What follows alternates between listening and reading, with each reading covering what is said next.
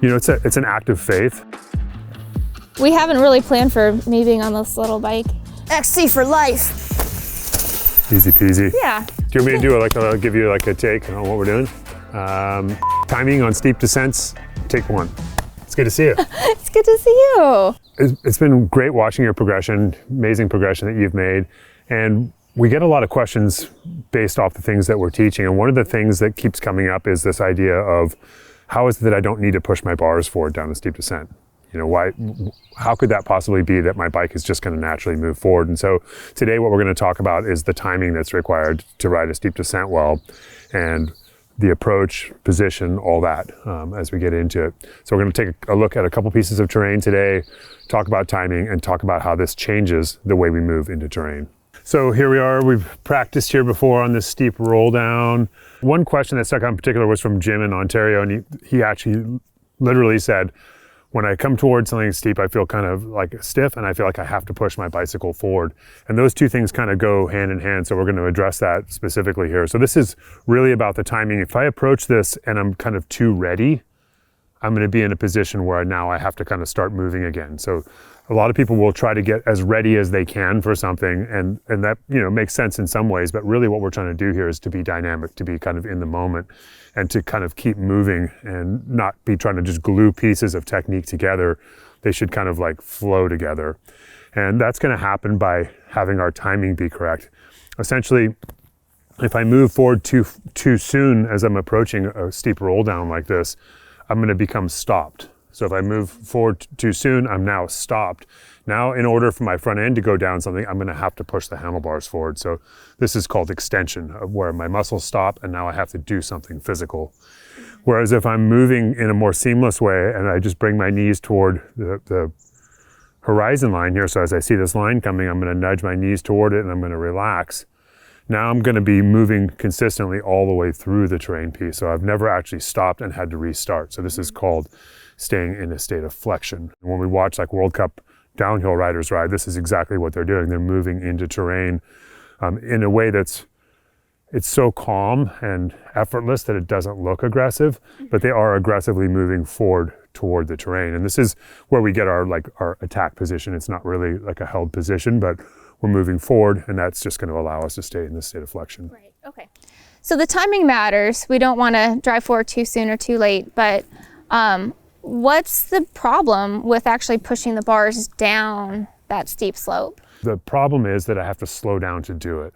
So, and I have to really separate my thoughts, and my timing has to be perfect. So I have to like come in and be like, okay, step one, I've gotten forward. Now here comes the edge, get ready to push. And now I'm visually referencing the actual downslope of that. I'm actually gonna have to look down that and press down that.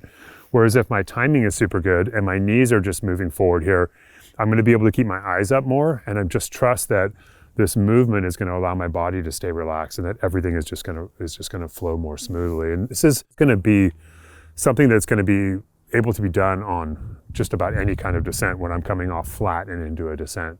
So it's just kind of the movement that we want to start thinking about, rather than thinking like with a conscious thought of like, move forward, spot your downhill, push your bars. It's just this kind of sensation of moving effortlessly into terrain. We're working on nuances, and this is kind of like, you know, you can teach 20 people the same 20 dance moves, and nobody's going to look the same dancing. And it's the ones who look the best are the ones who are linking those moves together the best, right? And so this isn't really about just having each individual move. It's about how do we link these moves together, and what are the common themes that allow us to link them together. Right. Yeah, because it seems like if you don't have a really steep roll down, then you can get away with a lot of different techniques. But as soon as it gets steeper, more technical, there's a hole here. That's where those little nuances really add up. Absolutely, and we do want to be, back over our bottom bracket at the bottom of this. And if we do some more extended descents today, we want to make sure that as we're rolling down undulating terrain, that we're always staying centered over the bicycle, and this is going to ensure that. The other thing that we want to remember here too, and this is going to, has come up multiple times while I'm teaching, is always coming up when I'm riding, is this idea of trying to stay out of our arms when we can, because my center of mass up high, especially for men, like we carry a lot of muscle mass up high. And if we really recruit that, we're recruiting weight that's higher up in our body. And I'd rather keep this really relaxed and move in a way that allows my feet to be heavy and my upper body to be relaxed and to be light. When we're doing this correctly, it's going to look like we're pushing, because our arms will extend so quickly.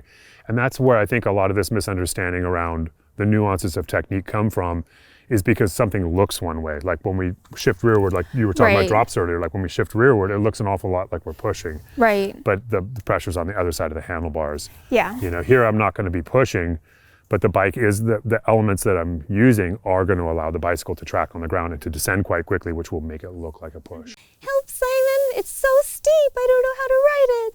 It's okay, young lady. I'm here to help. Simon to the rescue. Okay, so I'm coming in, forward. Whoa. I kind of fell off the back, to be honest. Yeah.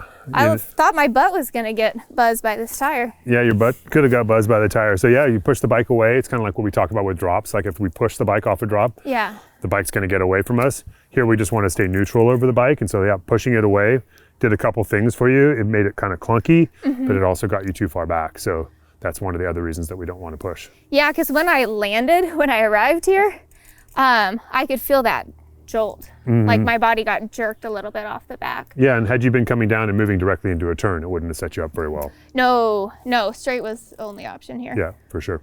Interesting. All right, let's play with just smoothing the technique out and getting it right. Okay.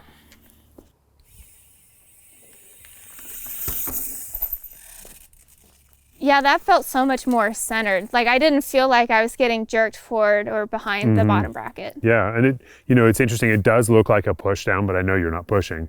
You're just moving forward. And the thing that worked really well for you there, and that the theme we'll continue to run with, is that when you were standing right here, just before you come down, you were still standing full height. So you're like in a nice tall stance here. Then as soon as the front wheel started to roll in, you moved forward very quickly. And that movement forward started to will your body down and will your bike down. And as soon as it rolled off the edge, everything just went immediately down. So that movement forward makes it look like we're pushing down, when in reality, it's just getting us in a position, getting those knees bent and elbows bent so that the arms can then extend as the bike falls away. Yeah. So now I'm curious what it feels like if I have good timing, but I'm still pushing. Yeah, same thing. It still pushed my butt back. It did a little bit. So it was like in between the two. Like it wasn't quite as bad as when you just pushed. At least you got the movement toward it. But yeah, you only need one, right? You only need the movement toward it and then the relaxation. And this is I think the thing about this sport that's so tricky for people is, our mind gets really consumed in the danger or what's about to happen, or we're scared, we're nervous, whatever, and we respond with a lot of physical energy. And in reality, we just don't need that much physical energy, and it's not that helpful. And that is kind of at the root of what makes this sport so challenging. It's really like a sport that's best done when we're relaxed, but then the terrain we're riding isn't always relaxing. This ain't no easy chair. It's not. All right, I'm only gonna do the good version on this one because the bad version's scary. Okay, came in a little faster. Yep. The rear tire got some good air time. It did. So right now, like on that bike, this is your first time rolling your wee little bike down off this, right? And so I know that can be a little bit more nerve-wracking.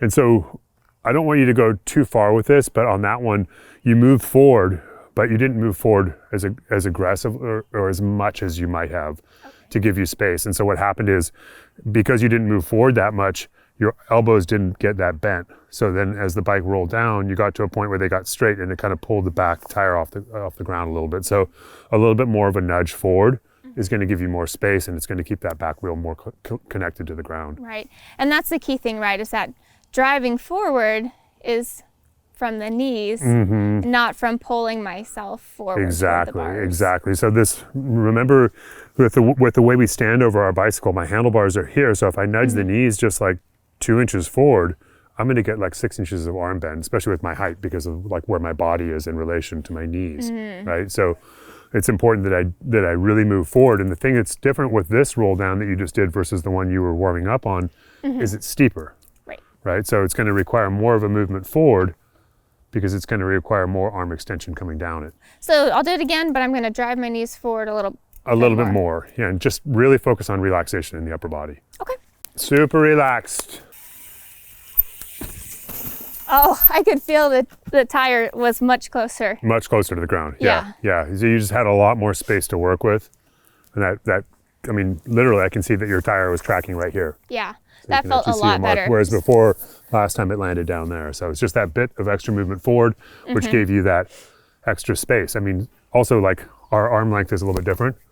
What are you talking about? Just a little bit, right? So when I move toward this, a couple things are going on. My arms are longer, but I'm also taller. So when I move forward, I get a lot more elbow bend for what I'm doing. For you, you really are driving forward a lot at your knees to get your elbows almost fully bent so that you have that full amount of extension left in your arms. Right. So it looks a little bit more animated when you do it. Yeah. It looks great. Cool. Very Yeah, good. it felt way better. Good. Good. Well, let's play around with this a couple times. I'm going to jump on my bike, play around a little. Maybe we'll get a shot from another angle here and just take a look at what this looks like and how late we're moving. Cool. Cool.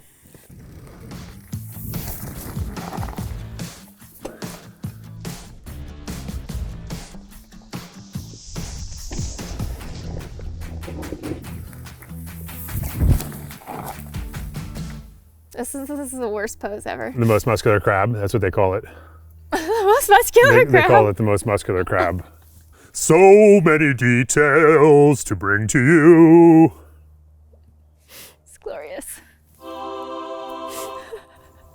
So that was fun. It was fun, yeah. And I learned some new stuff. I actually learned a lot about the mechanics behind why this works, because at this point it feels natural, but I didn't really understand why. Yeah, and I mean, it does feel natural, but remember when we first started today, you're like, ooh, I'm on my little bike. Yeah. And so it didn't feel as natural as it might have on your other bike, right? And Right. so we really saw where that mental game kind of like came in and made you kind of break movements into pieces instead of just like letting it all happen in the moment, right? And so just that little bit of like second guessing yourself, it's amazing how that just kind of takes away from that sense of flow that we can have, right? Yeah. So this is all about, you need to build the individual movements, you need to understand all the individual pieces, and then you need to practice them in succession on something that's going to allow you to relax, right? Yeah. And then once you're doing that, then you can incrementally increase, and you might see like elements that creep in that are showing that maybe you're not fully comfortable in this new environment. But as you start to practice this and as you start to build up, you'll start to find that your body will habituate to this sort of movement to where eventually, especially if something's really dangerous, your body will actually do this because it knows it's the safest possible alternative. Yeah, because it's not natural to want to bring your body so far forward when there's a cliff that you're staring at. Yeah, it's like standing here like that looks It's a pretty. cliff. It's a cliff, yeah, and you can't really see down it, and that is, I mean, like, again, like when we talked at the beginning, what we are trying to train ourselves to do is something that's not conventional for our brains to like really encourage, right?